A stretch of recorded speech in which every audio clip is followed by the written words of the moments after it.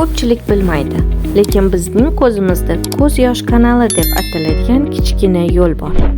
Uning vazifasi ko'zdagi yoshni burunga olib o'tish. Shuning uchun yig'laganimizda yoki sovuqda turganimizda burnimizdan ham suv chiqadi. Lekin bu kanal tiqilib qolsa, yosh chiqmaydi va ko'zda muammo paydo bo'ladi. Ko'z doimo yosh bo'lib turadi, achishadi, qizaradi yoki og'riydi. Bu holat degradatsiya deb ataladi, ya'ni ko'z yosh kanali yallig'lanishi.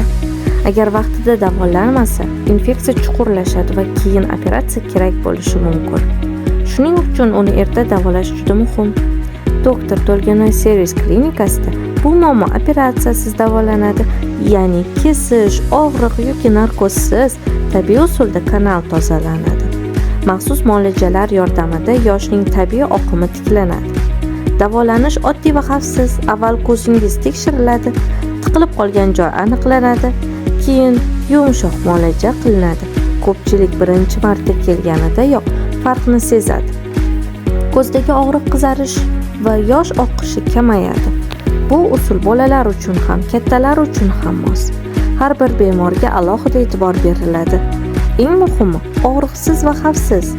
Agar sizda quyidagi belgilar bo'lsa, kechiktirmang. Ko'zdan doimiy yosh chiqadi, ko'z burchagi qizaradi yoki achishadi, kichik shish paydo bo'ladi, ko'zdan sarg'ish, suyuqlik chiqadi. Bu kanal tiqilib qolganligining belgisi. Vaqtida davolash esa katta muammolarning oldini oladi. Doktor To'lganoy Servis klinikasida tajribali mutaxassislar bu muammoni tabiiy usulda hal qiladilar. Natijalar esa kafolatlangan. Sizning ko'z sog'lig'ingiz biz uchun eng muhim narsa. Bugunoq ko'rikka yoziling va ko'zdagi muammodan xalos bo'ling.